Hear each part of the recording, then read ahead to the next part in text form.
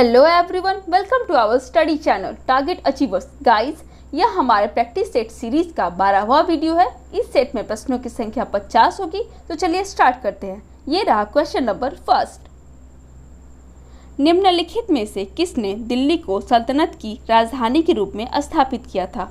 इसके ऑप्शन है ए कुतुबुद्दीन ऐबक ने, बी इल्तुतमिश ने, सी रजिया ने एंड डी अलाउद्दीन खिलजी ने। इसका सही आंसर है इल्तुतमिश ने। इल्तुतमिश ने दिल्ली को सल्तनत की राजधानी के रूप में स्थापित किया था।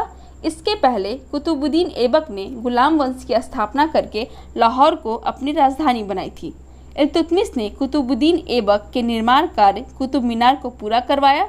भारत में संभवतः पहला मकबरा निर्मित करवाने का श्रेय भी इल्तुतमिश को दिया जाता है। आइए देखते हैं नेक्स्ट क्वेश्चन।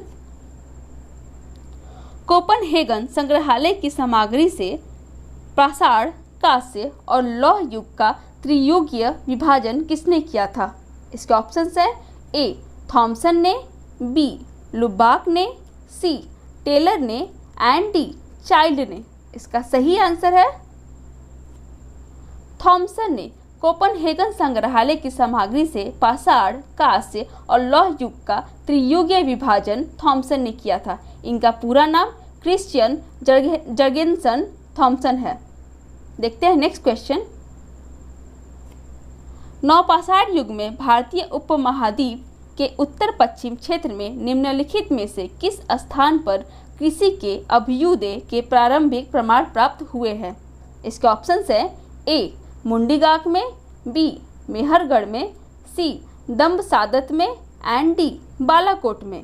इसका सही आंसर है मेहरगढ़ में। नवपाषाण युग में भारतीय उपमहाद्वीप के उत्तर पश्चिम क्षेत्र में मेहरगढ़ में कृषि के अभ्युदय के प्रारंभिक प्रमाण प्राप्त हुए हैं। यह स्थान वर्तमान बलूचिस्तान यानी पाकिस्तान के कच्ची मैदानी क्षेत्र में है। यह स्थान विश्व में उन स्थानों में से एक है जहां प्राचीनतम कृषि एवं पशुपालन से संबंधित साक्ष्य प्राप्त हुए हैं। इन अवशेषों से पता चलता है कि यहाँ के लोग गेहूं एवं जौ की खेती करते थे, जहाँ भेड़, बकरी एवं अन्य जानवर भी पालते थे। देखते हैं नेक्स्ट क्वेश्चन। ग्रेसम का नियम किससे संबंधित है? इसके ऑप्शंस है ए मुद्रास्फीति से, बी मूल्यह्रास से, सी मुद्रा के प्रचलन से एंड डी राष्ट्रीय सामाजिक सहायता योजना से। इसका सही आंसर है मुद्रा के प्रचलन से। ग्रेसम का नियम मुद्रा के प्रचलन से संबंधित है। देखते हैं नेक्स्ट क्वेश्चन। निम्नलिखित कथन पढ़िए। पहला, हरिसेन समुद्रगुप्त के दरबार का प्रसिद्ध कवि था। दूसरा, उसने देवी चंद्रगुप्तम महाकाव्य की रचना की। तीसरा, वह प्रयाग प्रशस्ति का रचयिता था। इसका सही आंसर है डी 1 और 3, यानी हरिसेन समुद्रगुप्त के दरबार का प्रसिद्ध कवि था, ये सही है। और तीसरा है वह प्रयाग प्रशस्ति का रचयिता था। बाकी जैसे कि सेकंड, उसने देवी चंद्रगुप्तम महाकाव्य की रचना नहीं की थी। देवी चंद्रगुप्तम नाटक के रचयिता विशाखदत्त थे। देखते हैं नेक्स्ट क्वेश्चन। खाना पकाने के बर्तनों के नीचे का बाहरी हिस्सा काला क्यों छोड़ा जाता है? इसके ऑप्शंस है ए उसे रोजाना साफ करना मुश्किल होता है, बी काली सतह उष्मा का सुचालक होती है, सी काली सतह उष्मा की कुचलक होती है एंड डी काली सतह उष्मा की अच्छी अवशोषक होती है। इसका सही आंसर है काली सतह उष्मा की अच्छी अवशोषक होती है। खाना पकाने में बर्तनों के नीचे का बाहरी हिस्सा काला इसीलिए हो जाता है क्योंकि काली सतह उष्मा की अच्छी अवशोषक होती है और यहाँ कुचलक नहीं बल्कि कुचालक होगा। देखते हैं नेक्स्ट क्वेश्चन। यहाँ दिया है, यहाँ 2 सूचियाँ दी गई हैं, सूची 1 और सूची 2। इन दोनों में मिलान करना है। तो आइए इसका देखते हैं इसका सही आंसर क्या है। इसका सही आंसर है सी, जिसमें प्रद्योत अवंती का राजा था। दूसरा है उदयन जो कि वत्स का राजा था। तीसरा है प्रसन्नजीत जो कि कौशल का राजा था एंड चौथा है अजातशत्रु जो कि मगध का राजा था। देखते हैं नेक्स्ट क्वेश्चन। बोगज कोई महत्वपूर्ण है क्योंकि इसके ऑप्शन है ए, यह मध्य एशिया एवं तिब्बत के मध्य एक महत्वपूर्ण व्यापारिक केंद्र था। बी, यहाँ से प्राप्त अभिलेखों में वैदिक देवताओं एवं देवियों का नामोल्लेख प्राप्त होता है। तीसरा, वेद के मूल ग्रंथों की रचना यहाँ हुई थी। एंड डी, उपयुक्त में से कोई नहीं। इसका सही आंसर है यहाँ से प्राप्त अभिलेखों में वैदिक देवताओं एवं देवियों का नामोल्लेख प्राप्त होता है। बोगजकोई महत्वपूर्ण इसीलिए है क्योंकि यहाँ से प्राप्त अभिलेखों में वैदिक देवताओं एवं देवियों का नामोल्लेख प्राप्त होता है। इस अभिलेख में ऋग्वैदिक काल के देवताओं यानी इंद्र, वरुण, मित्र तथा नास्त्य का उल्लेख मिलता है। यह अभिलेख एशिया माइनर में स्थित है। इससे ज्ञात होता है कि वैदिक आर्य ईरान से होकर ही भारत में आए होंगे। देखते हैं नेक्स्ट क्वेश्चन। हिंद यानी भारत की जनता के संदर्भ में हिंदू शब्द का प्रथम बार प्रयोग किसने किया था? इसके ऑप्शन है ए, यूनानियों ने, बी, रोमवासियों ने, सी, चीनियों ने एंड डी, अरबों ने। इसका सही आंसर है अरबों ने। हिंद की जनता के संदर्भ में हिंदू शब्द का प्रथम बार प्रयोग अरबों ने किया था। देखते हैं नेक्स्ट क्वेश्चन। मुद्रा के अवमूल्यन का क्या अर्थ है? इसके ऑप्शन है ए, अन्य मुद्राओं की तुलना में देसी मुद्राओं के मूल्य में वृद्धि, बी, अन्य मुद्राओं की तुलना में देसी मुद्राओं के मूल्य में कमी, सी, अन्य मुद्राओं की तुलना में देसी मुद्राओं का मूल्य स्थिर एंड डी, उपरोक्त में से कोई नहीं। इसका सही आंसर है डी, अन्य मुद्राओं की तुलना में देसी मुद्राओं के मूल्य में कमी। मुद्रा के अवमूल्यन का अर्थ यही है कि अन्य मुद्राओं के तुलना में देसी मुद्राओं के मूल्य में कमी होता है। देखते हैं नेक्स्ट क्वेश्चन। वह युद्ध कौन सा था जिसमें भारत में मुस्लिम शक्ति की स्थापना हुई थी? इसका ऑप्शन है ए, तराइन का प्रथम युद्ध, बी, तराइन का द्वितीय युद्ध, सी, पानीपत का प्रथम युद्ध एंड डी, पानीपत का द्वितीय युद्ध। इसका सही आंसर है तराइन का द्वितीय युद्ध। तराइन का द्वितीय युद्ध में जिसमें भारत में मुस्लिम शक्ति की स्थापना हुई थी। 1192 ईस्वी में तराइन के द्वितीय युद्ध में मोहम्मद गौरी द्वारा पृथ्वीराज चौहान की पराजय के बाद भारत में मुस्लिम शक्ति की स्थापना हुई थी। इस युद्ध में गौरी की सजगता एवं श्रेष्ठ युद्ध प्रणाली के कारण मुसलमानों की जीत हुई थी। Next question. इस क्वेश्चन में भी दो भागों में बांटा गया, सूची 1 और सूची 2 करके। इसे मिलान करना है तो आप या तो वीडियो को पॉज करके एक बार इस क्वेश्चन को सॉल्व कर लें। देखते हैं इसका सही आंसर क्या है। इसका सही आंसर है डी, जिसमें वायु वेग को एनेमोमीटर के द्वारा मापा जाता है, भूकंप को सिस्मोग्राफ के द्वारा मापा जाता है, वायुमंडलीय दाब को बैरोमीटर के द्वारा मापा जाता है और आर्द्रता को हाइग्रोमीटर में मापा जाता है। देखते हैं नेक्स्ट क्वेश्चन। दीवाने अर्ज विभाग संबंधित था। इसके ऑप्शन है ए, शाही पत्राचार से, बी, विदेश विभाग से, सी, रक्षा विभाग से एंड डी, वित्त विभाग से। इसका सही आंसर है रक्षा विभाग से। दीवाने अर्ज विभाग का संबंध रक्षा विभाग से है। दीवाने अर्ज की स्थापना बलबन ने की थी। देखते हैं नेक्स्ट क्वेश्चन। निम्न में से भक्ति संतों का सही अनुक्रम चुनिए। ये ऑप्शंस दिए गए हैं तो देखते हैं इसका सही आंसर क्या है।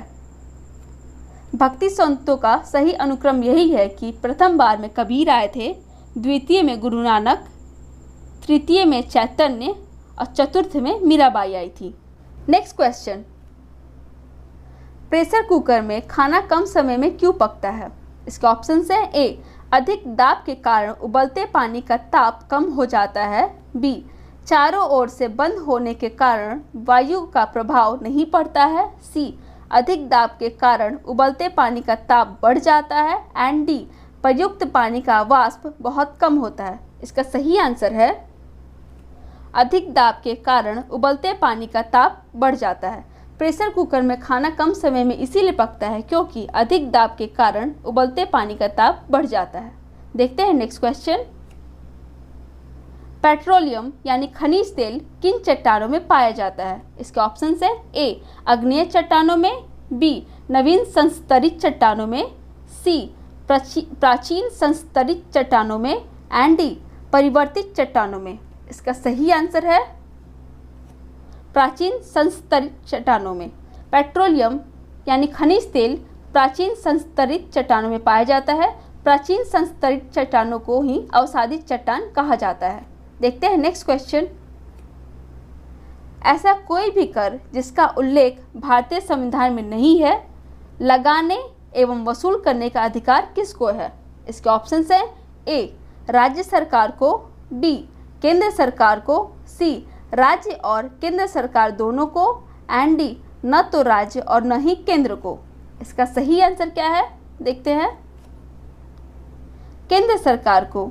ऐसा कोई भी कर जिसका उल्लेख भारतीय संविधान में नहीं है, लगाने एवं वसूल करने का अधिकार केंद्र सरकार को होता है। देखते हैं नेक्स्ट क्वेश्चन। निम्नलिखित में से कौन कोलकाता का संस्थापक था? इसका ऑप्शन है A Charles Eyre, B Job Charnock, C Gerald Aungier, and D William Norris. इसका सही आंसर है जॉब चार्नक। कोलकाता के संस्थापक जॉब चार्नक थे। देखते हैं नेक्स्ट क्वेश्चन। निम्नलिखित भारतीय शासकों में से कौन था जिसने विदेशों में आधुनिक पद्धति से दूतावास स्थापित किया था? इसके ऑप्शंस है ए हैदर अली, बी मीर कासिम, सी शाह आलम द्वितीय, एंड डी टीपू सुल्तान। इसका सही आंसर है टीपू सुल्तान। टीपू सुल्तान ने विदेशों में आधुनिक पद्धति से दूतावास स्थापित किया था। हैदर अली की मृत्यु के बाद 1782 ईस्वी में टीपू मैसूर का शासक बना। इसने व्यापार, वाणिज्य एवं अन्य संबंधों को मजबूत करने के उद्देश्य से विभिन्न देशों के दूतावासों से की स्थापना की। देखते हैं नेक्स्ट क्वेश्चन। फ्रांस और स्पेन के बीच सीमा बनाने वाला पर्वत कौन सा है? इसके ऑप्शन है ए अपेन्नाइस पर्वत, बी आल्प्स पर्वत, सी जूरा पर्वत, एंड डी पेरिनीज पर्वत। इसका सही आंसर है पेरिनीज पर्वत। फ्रांस और स्पेन के बीच सीमा बनाने वाला पर्वत पेरिनीज पर्वत है। Next question. तापमान के विषय में निम्नलिखित में से कौन सा कथन सही है? इसका ऑप्शन है ए समताप मंडल में तापमान ऊंचाई के साथ घटता है, बी समताप मंडल में विभिन्न ऊंचाइयों पर तापमान नियत रहता है, सी क्षोभ मंडल में तापमान 6.5 डिग्री सेल्सियस प्रति किलोमीटर की औसत दर से ऊंचाई के साथ बढ़ता है, एंड डी क्षोभ मंडल में तापमान 6.4 डिग्री सेल्सियस प्रति किलोमीटर की औसत दर से ऊंचाई के साथ घटता है। इसका सही आंसर है डी क्षोभ मंडल में तापमान 6.4 डिग्री सेल्सियस प्रति किलोमीटर की औसत दर से ऊंचाई के साथ घटता है। देखते हैं नेक्स्ट क्वेश्चन। हेलीकॉप्टर का आविष्कार किसने किया? इसके ऑप्शन है ए कॉकरेल ने, बी ब्रिकवेट ने, सी ओटिस ने, एंड डी फ्रैंक वेटले ने। इसका सही आंसर है ब्रिकवेट ने। हेलीकॉप्टर का आविष्कार ब्रिकवेट ने किया था। देखते हैं नेक्स्ट क्वेश्चन। बिहार में परमानेंट सेटलमेंट लागू करने का कारण क्या था? इसके ऑप्शन है ए जमींदारों का जमीन पर अधिकार न रहना, बी जमींदारों के लिए जमीन पर वंश परंपरागत अधिकार को स्वेच्छा से हस्तांतरित करने का अधिकार, सी भू राजस्व का राजस्व निर्णय करना, एंड डी जमींदारी प्रथा का निर्मूलन। इसका सही आंसर है भू राजस्व का राजस्व निर्णय करना। बिहार में परमानेंट सेटलमेंट लागू करने का कारण यही था कि भू राजस्व का राजस्व निर्णय करना। देखते हैं नेक्स्ट क्वेश्चन। भारत में गरीबी हटाओ का नारा किस पंचवर्षीय योजना के अंतर्गत दिया गया था? इसके ऑप्शन है ए दूसरी पंचवर्षीय योजना, बी चौथी पंचवर्षीय योजना, सी पांचवी पंचवर्षीय योजना, एंड डी छठी पंचवर्षीय योजना। इसका सही आंसर है पांचवी पंचवर्षीय योजना। भारत में गरीबी हटाओ का नारा पांचवी पंचवर्षीय योजना के अंतर्गत दिया गया था। देखते हैं नेक्स्ट क्वेश्चन। भारत में अंतरिक्ष आयोग की स्थापना कब हुई? इसके ऑप्शन है ए मार्च 1965 को, बी जून 1968 को, सी जुलाई 1971 को, एंड डी जून 1972 को। इसका सही आंसर है जून 1972 को। भारत में अंतरिक्ष आयोग की स्थापना जून 1972 को की गई थी। देखते हैं नेक्स्ट क्वेश्चन। निम्नलिखित विद्रोह में से किसको बंकिम चंद्र चटर्जी ने अपने उपन्यास आनंद मठ में उल्लेख करके प्रसिद्ध किया? इसके ऑप्शन है ए भील विद्रोह, बी रंगपुर तथा दीनापुर विद्रोह, सी विष्णुपुर तथा वीरभूमि विद्रोह एंड डी सन्यासी विद्रोह। इसका सही आंसर है सन्यासी विद्रोह। सन्यासी विद्रोह को बंकिम चंद्र चटर्जी ने अपने उपन्यास आनंद मठ में उल्लेख करके प्रसिद्ध किया था। यह आंदोलन अधिकांशतः बंगाल और बिहार प्रांत में हुआ था। यह बंगाल की गिरी संप्रदाय के सन्यासियों द्वारा शुरू किया गया था, जिसमें जमींदार, कृषक तथा शिल्पकारों ने भी भाग लिया। इन सब ने मिलकर कंपनी की कोठियों और कोषों पर आक्रमण किया था। देखते हैं नेक्स्ट क्वेश्चन। शिक्षा में सुधार हेतु ब्रिटिश सरकार ने सैंडलर विश्वविद्यालय आयोग कब नियुक्त किया? इसके ऑप्शन है ए 1919 को, बी 1917 को, सी 1921 को एंड डी 1896 को। इसका सही आंसर है 1917 को। शिक्षा में सुधार हेतु ब्रिटिश सरकार ने सैंडलर विश्वविद्यालय आयोग 1917 को नियुक्त किया। 1917 में सरकार ने डॉक्टर माइकल सैंडलर के नेतृत्व में कलकत्ता विश्वविद्यालय की समस्याओं के अध्ययन हेतु इस आयोग की नियुक्ति की गई। देखते हैं नेक्स्ट क्वेश्चन। आजकल दूध को संतुलित आहार नहीं माना जाता क्योंकि इसमें अभाव होता है। किसका? इसका ऑप्शन है ए मैग्नीशियम और विटामिन डी का, बी आयरन और विटामिन सी का, सी कैल्शियम और विटामिन सी का एंड डी आयरन और विटामिन ए का। इसका सही आंसर है आयरन और विटामिन सी का। दूध को संतुलित आहार नहीं मिल पाता क्योंकि इसमें अभाव होता है आयरन और विटामिन सी का। आयरन और विटामिन सी के अलावा सभी पोषक तत्व दूध में मौजूद होते हैं। देखते हैं नेक्स्ट क्वेश्चन। भारत में महान्यायवादी किसके द्वारा नियुक्त किया जाता है? इसका ऑप्शन है ए विधि मंत्री के द्वारा, बी भारत के राष्ट्रपति के द्वारा, सी लोकसभा के अध्यक्ष के द्वारा एंड डी प्रधानमंत्री के द्वारा।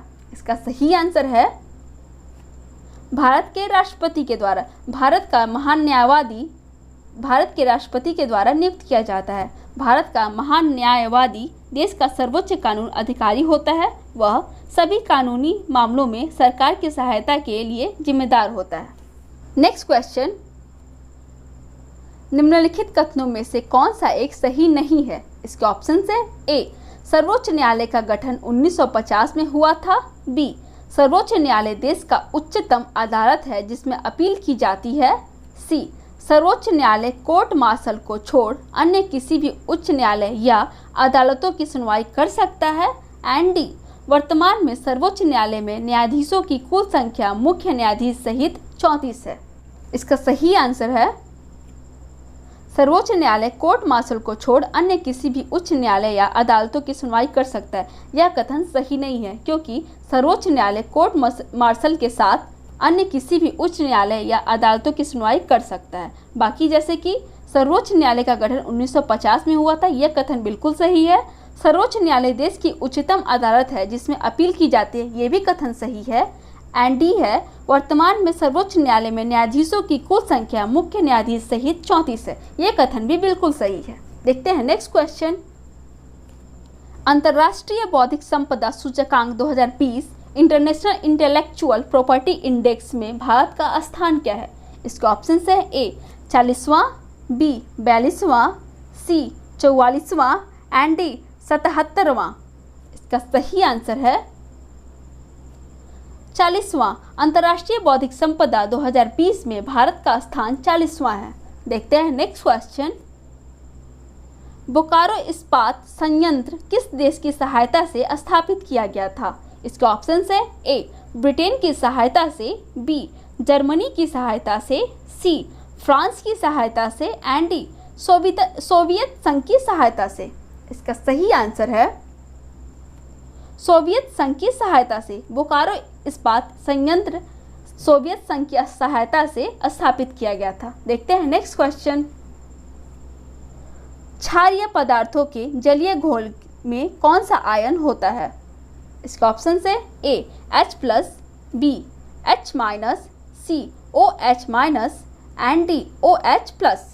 इसका सही आंसर है OH-। क्षारीय पदार्थों में जलीय घोल में OH- आयन होता है। क्षार एक ऐसा पदार्थ है जिसको जल में मिलाने से जल का pH मान 7.0 से अधिक हो जाता है। ब्रंस्टेड और लोरी के अनुसार क्षार एक ऐसा पदार्थ है जो अम्लीय पदार्थों को OH- दान करते हैं। देखते हैं नेक्स्ट क्वेश्चन। डेफ एक्सपो 2020 के संदर्भ में सही कथन है। इसके ऑप्शंस है ए डेफ एक्सपो 2020 का 11वां संस्करण आयोजित किया गया, बी डेफ एक्सपो 2020 का आयोजन लखनऊ में किया गया, सी डेफ एक्सपो 2020 का theme India the emerging defence manufacturing hub थी, एंड डी उपरोक्त में सभी। इसका सही आंसर है उपरोक्त में सभी। डेफ एक्सपो 2020 के संदर्भ में ये सारे कथन सही है। डेफ एक्सपो 2020 का 11वां संस्करण आयोजित किया गया था, ये कथन सही है। डेफ एक्सपो 2020 का आयोजन लखनऊ में किया गया था, ये भी कथन सही है। और डेफ एक्सपो की थीम यही है कि India the emerging defence manufacturing hub थी। ये कथन भी बिल्कुल सही है। देखते हैं नेक्स्ट क्वेश्चन। इनमें से कौन अंतरिक्ष में सबसे लंबे समय तक रहने वाली महिला बनी? इसके ऑप्शंस है A Peggy Whitson, B Scott Kelly, C Jessica Meir and D Christina Koch. इसका सही आंसर है क्रिस्टीना कोच। क्रिस्टीना कोच अंतरिक्ष में सबसे लंबे समय तक रहने वाली महिला बनी। देखते हैं नेक्स्ट क्वेश्चन। वायु में ध्वनि का वेग लगभग कितना होता है? इसके ऑप्शंस है ए 333 मीटर पर सेकेंड, बी 240 मीटर पर सेकेंड, सी 330 मीटर पर सेकेंड एंड डी 360 मीटर पर सेकेंड। इसका सही आंसर है 330 मीटर पर सेकेंड। वायु में ध्वनि का वेग लगभग 330 मीटर पर सेकेंड होता है। देखते हैं नेक्स्ट क्वेश्चन। संविधान सभा के प्रारूप समिति के सदस्यों की संख्या कितनी थी? इसका ऑप्शन है ए 6, बी 7, सी 8 एंड डी 9। इसका सही आंसर है 7। संविधान सभा के प्रारूप समिति में सदस्यों की संख्या 7 थी। आइए इन 7 सदस्यों के बारे में देखते हैं। पहले डॉक्टर भीमराव अंबेडकर, जो कि इस प्रारूप समिति के अध्यक्ष थे। दूसरा एन गोपाल स्वामी अयंगर। तीसरा अल्लादी कृष्णा स्वामी अय्यर। चौथा कन्हैयालाल मणिकलाल मुंशी। पांचवा सैयद मोहम्मद सादुल्ला। छठवां एन माधवराव, जो बीएल मित्र के स्थान पर आए थे। और सातवां डीपी खेतान, जिनका 1948 ईस्वी में इनकी मृत्यु के बाद टीटी कृष्णमाचारी को सदस्य बनाया गया। देखते हैं नेक्स्ट क्वेश्चन। बिहार में लोकसभा तथा राज्यसभा के लिए कितनी सीट निर्धारित की गई? इसका ऑप्शन है ए लोकसभा में 40 सीट तथा राज्यसभा में 16 सीट, बी लोकसभा में 42 सीट तथा राज्यसभा में 20 सीट, सी लोकसभा में 44 सीट तथा राज्यसभा में 18 सीट एंड डी लोकसभा में 45 सीट तथा राज्यसभा में 22 सीट। इसका सही आंसर है लोकसभा में 40 सीट तथा राज्यसभा में 16 सीट। बिहार में लोकसभा तथा राज्यसभा में 40 सीट तथा 16 सीट निर्धारित की गई है। देखते हैं नेक्स्ट क्वेश्चन। सूर्य सदैव पूरब में निकलता है क्योंकि? इसके ऑप्शंस है ए पृथ्वी पूरब से पश्चिम की ओर घूमती है, बी पृथ्वी पश्चिम से पूरब की ओर घूमती है, सी पृथ्वी पश्चिम से पूरब की ओर सूर्य की परिक्रमा करती है एंड डी पृथ्वी पूरब से पश्चिम की ओर सूर्य की परिक्रमा करती है। इसका सही आंसर है पृथ्वी पश्चिम से पूरब की ओर घूमती है। सूर्य सदैव पूरब में इसलिए निकलता है क्योंकि पृथ्वी पश्चिम से पूरब की ओर घूमती है। देखते हैं नेक्स्ट क्वेश्चन। भारतीय संविधान का कौन सा अनुच्छेद राज्य सरकारों को ग्राम पंचायतों को संगठित करने का निर्देश देता है? इसका ऑप्शन है ए अनुच्छेद 40, बी अनुच्छेद 44, सी अनुच्छेद 61 एंड डी अनुच्छेद 71। इसका सही आंसर है अनुच्छेद 40। भारतीय संविधान अनुच्छेद 40 से राज्य सरकारों के ग्राम पंचायतों को संगठित करने का निर्देश देता है। वर्ष 1993 में संविधान के 73वें संशोधन द्वारा पंचायती राज व्यवस्था को संवैधानिक मान्यता मिली थी। इसका उद्देश्य था देश की करीब 2.5 लाख पंचायतों को अधिक अधिकार प्रदान कर उन्हें सशक्त बनाना। देखते हैं नेक्स्ट क्वेश्चन। इनमें से किसने बिहार में पहले कांग्रेस मंत्रिसभा का नेतृत्व किया था? इसके ऑप्शंस हैं ए अनुग्रह नारायण सिन्हा, बी अब्दुल बारी, सी जयप्रकाश नारायण एंड डी श्रीकृष्ण सिन्हा। इसका सही आंसर है श्रीकृष्ण सिन्हा। श्रीकृष्ण सिन्हा ने बिहार में पहले कांग्रेस मंत्रिसभा का नेतृत्व किया था। देखते हैं नेक्स्ट क्वेश्चन। मध्यकाल में बिहार शरीफ का नगर महत्वपूर्ण रहा। पहला व्यापार केंद्र के रूप में, दूसरा विद्या केंद्र के रूप में, तीसरा प्रशासनिक केंद्र के रूप में एंड चौथा धार्मिक केंद्र के रूप में। इसका सही आंसर है 2 एवं 4, यानी बिहार शरीफ नगर इसीलिए महत्वपूर्ण रहा क्योंकि विद्या केंद्र के रूप में और धार्मिक केंद्र के रूप में महत्वपूर्ण रहा। देखते हैं नेक्स्ट क्वेश्चन। बिहार का अधिकांश क्षेत्र आच्छादित है। इसका ऑप्शन है ए पहाड़ी मिट्टी से, बी कच्छारी मिट्टी से, सी रेगुन मिट्टी से एंड डी तराई मिट्टी से। इसका सही आंसर है कछारी मिट्टी से। बिहार का अधिकांश क्षेत्र कछारी मिट्टी से आच्छादित है। जलोढ़ मिट्टी को ही कछारी मिट्टी कहते हैं। यह नदियों द्वारा बहाकर लाई गई मिट्टी होती है। देखते हैं नेक्स्ट क्वेश्चन। बिहार के सुप्रसिद्ध संत सरफुद्दीन मनेरी का संबंध सूफियों में किस संप्रदाय से है? इसका ऑप्शन है A Chishti, B Suhrawardi, C Firdausi and D Kubrawi. इसका सही आंसर है फिरदौसी। बिहार के सुप्रसिद्ध संत सरफुद्दीन मनेरी का संबंध फिरदौसी संप्रदाय से है। देखते हैं नेक्स्ट क्वेश्चन। हैली पुच्छल तारा प्रत्येक कितने वर्षों के बाद दिखाई पड़ता है? इसके ऑप्शंस हैं ए 65 वर्ष के बाद, बी 75 वर्ष के बाद, सी 76 वर्ष के बाद एंड डी 86 वर्ष के बाद। इसका सही आंसर है 76 वर्ष के बाद। हैली पुच्छल तारा प्रत्येक 76 वर्ष के बाद दिखाई पड़ता है। देखते हैं नेक्स्ट क्वेश्चन। बिहार में किस प्रकार के उद्योगों की प्रत्याशा एवं संभावनाएं हैं? इसके ऑप्शन है ए तेल शोधनागार, बी वन आधारित उद्योग, सी बालू का खनन उद्योग एंड डी कृषि आधारित उद्योग। इसका सही आंसर है कृषि आधारित उद्योग। बिहार में कृषि आधारित उद्योगों की प्रत्याशा एवं संभावनाएं हैं। देखते हैं नेक्स्ट क्वेश्चन। किस हिंदुस्तानी को फिल्म गांधी में पोशाक डिजाइन के लिए ऑस्कर पुरस्कार से सम्मानित किया गया था? इसके ऑप्शंस हैं A Ritu Beri, B Neeta Lulla, C Manish Malhotra and D Bhanu Athaiya. इसका सही आंसर है भानु अथैया। भानु अथैया को फिल्म गांधी में पोशाक डिजाइन के लिए ऑस्कर पुरस्कार से सम्मानित किया गया था।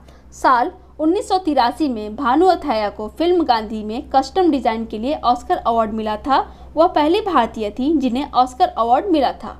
देखते हैं नेक्स्ट क्वेश्चन। निम्न में से कौन सा संगठन कलिंग पुरस्कार प्रदान करता है? इसका ऑप्शन है ए यूनेस्को, बी CSIR, सी विज्ञान एवं तकनीकी विभाग एंड डी मानव संसाधन एवं विकास मंत्रालय। इसका सही आंसर है यूनेस्को। यूनेस्को कलिंग पुरस्कार प्रदान करता है। सन 1951 में यूनेस्को ने तत्वाधान में भारत में स्थित कलिंग फाउंडेशन द्वारा उड़ीसा के तत्कालीन मुख्यमंत्री बीजू पटनायक द्वारा इस पुरस्कार की स्थापना की गई। देखते हैं नेक्स्ट क्वेश्चन। संसद की कौन सी समिति नियंत्रक एवं महालेखा परीक्षक की रिपोर्ट की समीक्षा करती है? इसके ऑप्शन है ए सार्वजनिक संस्थान समिति, बी प्राक्कलन समिति, सी सामान्य उद्देश्य समिति एंड डी लोक लेखा समिति। इसका सही आंसर है लोक लेखा समिति।